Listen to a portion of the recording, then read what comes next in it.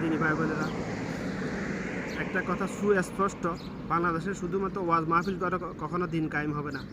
বাংলাদেশে শুধু ওয়াজ মাহফিল করে কখনো মানুষের অধিকার প্রতিষ্ঠিত হবে না,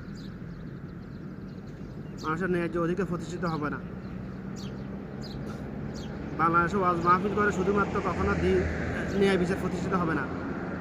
এটা প্রকাশ্য সত্য। গত 3 দশক ধরে যত সরকার বাংলাদেশে ক্ষমতায় এসেছে সবাই অপদার্থ, সবগুলো অপদার্থ, মুনাফিক, নাস্তিক মার্কা, সবাই ধর্মদ্রোহী। আমরা শুধু আওয়ামী লীগকে ধর্মদ্রোহী বলি, ইসলাম বিরোধী কর্মকাণ্ড করছে বলে। আসলে যত সরকার আছে সবগুলো বাংলাদেশে 3 দশক ধরে, বিএনপি যতবার এসেছে, আওয়ামী লীগ যতবার, সবাই ধর্মদ্রোহী বাংলাদেশে।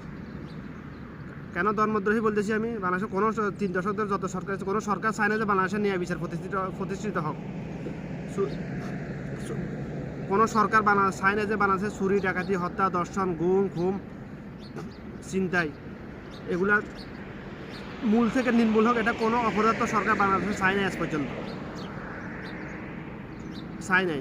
এটা প্রকাশ্য সত্য। এটা শুধু বাংলাদেশে শুধু আন্দোলন করে, ধর্মঘট করে কখনো মানুষের অধিকার প্রতিষ্ঠিত হবে না। আমাদেরকে অধিকার বাংলাদেশের সকল জনগণের ন্যায্য অধিকার প্রতিষ্ঠিত করতে হলে, মৌলিক অধিকার প্রতিষ্ঠিত করতে হলে আমাদেরকে কাঁধে কাঁধ মিলে, হাতে হাত রেখে, ধর্ম বর্ণ নির্বিশেষে সবাইকে একতাবদ্ধ হয়। যে যখন দেখবেন যে কোথাও কোনো জুলুম হইতেছে, ন্যায় বিচার হইতেছে না, অন্যায় হইতেছে, ওটার প্রতিবাদ করতে হবে আমাদেরকে।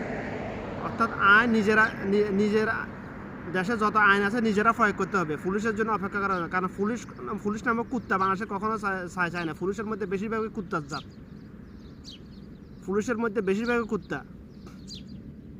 আগস্টের পরে পুলিশ নিয়ে অনেক হয়েছে, কিন্তু পরিবর্তন হয়েছে, ভয় নাই। বর্তমানে অস্থায়ী সরকার এরাও চায় না যে বাংলাদেশে ন্যায় বিচার প্রতিষ্ঠিত হোক। একটা পুলিশকে চাকরিচ্যুত করেছে, একটা পুলিশের বিরুদ্ধে আইনানুগ কোনো ব্যবস্থা গ্রহণ করেছে, এখনো একটাও করা নাই, একটা পুলিশের বিরুদ্ধেও করা নাই। আওয়ামী লীগ 16 বছর স্বৈরাচার শাসন করেছে, পুলিশকে ব্যবহার করে। তো পুলিশ তো এটা এখানে অংশীদার আছে, হয় নাই।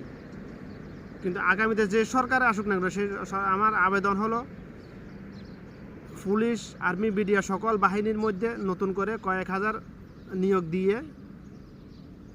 আগে কয়েক হাজার নিয়োগ দিতে হবে। পরবর্তীতে গত 16 বছর ধরে পুলিশ, আর্মি, বিডিআর মধ্যে যত স্বৈরাচারের সহযোগী ছিল সবার বিরুদ্ধে আইনানুগ ব্যবস্থা, তাদেরকে চাকরিচ্যুত করতে হবে, জরিমানা করতে হবে, জেল দিতে হবে। এটা হলো ন্যায্য বিচার।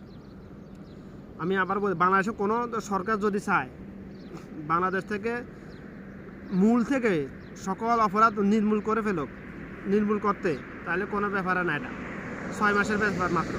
শুধুমাত্র একটা আইন পাস করে এটা কার্যকর করতে হবে, বাস্তবায়ন করতে হবে। সেটা হলো কি, যদি কোনো দুর্নীতিতে ধরা খায়, তার দুর্নীতির অ্যামাউন্ট অ্যানালাইসিস করে তার সে পরিমাণ জরিমানা করতে হবে, তাকে জেলে দিতে হবে, চাকরিচ্যুত তো করতেই